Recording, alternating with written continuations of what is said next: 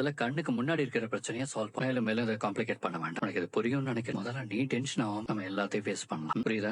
போக முடியும். So, please, போறீங்களா? அப்படி எங்க போறீங்க? நாங்க எங்க போனா உனக்கு என்ன? பிரதர், நீ கொஞ்சம் வெளியே இருங்க. அவங்க தான் வெளியே போறதா சொல்றாங்கல்ல. வெளியில எப்படி குளிருதுன்னு பாக்குறீங்கல்ல, எப்படி அங்க போய் உட்கார முடியும்? நீங்க இப்ப போயிட்டு எப்ப வருவீங்கன்னு தெரியல. இதையே சாக்கா வச்சு நீங்க வீட்டை பூட்டிட்டு கிளம்பிட்டீங்கன்னா நாங்க என்ன பண்றது? இல்ல, நாங்க திரும்பி இங்கதான் வரும். ஒரு 2 மணி நேரத்துக்காக வெளியே போறோம், அவ்வளவு. ஆமா 2-3 hours ஆகும்ல. நீங்க வீட்டை மாத்தி ரெஜிஸ்ட்ரேஷன் பண்ணணும்ல. ரிஜிஸ்ட்ரேஷனா? என்னடா சொல்ற? உனக்கு தெரியாதுல, இவங்க பொண்ணு காவேரி இருக்காங்கல்ல, அவங்க பேருக்கு இந்த வீட்டை மாத்தி. எல்லாரும் போங்கடி உள்ள. அம்மா, இருமா. ஐயோ, அக்கா. அம்மா தேவையில்லாம கோவப்படுறாங்க. எல்லாரும் உள்ள போங்க. உரிமை இருக்காமல, உரிமை. என்ன ப்ரோ? அத்தை, இன்னொரு முறை இந்த வீட்டுக்குள்ள கால் வைக்கட்டும். கால பின்னடி யார் இதுங்கெல்லாம்? எங்க இருந்து வந்து யார் வீட்டை பங்கு போடுறாங்க? என் வீட்டுக்கே அவன் கோர்ட்ல ஸ்டே வாங்குவானா? அவன் யார் இந்த வீட்டுக்கு ஸ்டே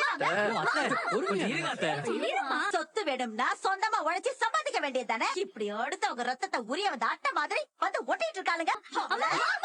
அவங்களால வெளியில உட்காந்து நமக்கு மென்டல் டார்ச்சர் மட்டும் தான் கொடுக்கணும். அதுக்கு மேல எதுவும் பண்ண முடியும். அதுக்கு நாம ஏன் இடம் கொடுக்கணும்? நாம இங்க இருக்க பிரச்சனை இன்னும் மோசமா தான். முதல்ல இங்க இருந்து சென்னைக்கு போய் உட்காந்து என்ன பண்ணணும்னு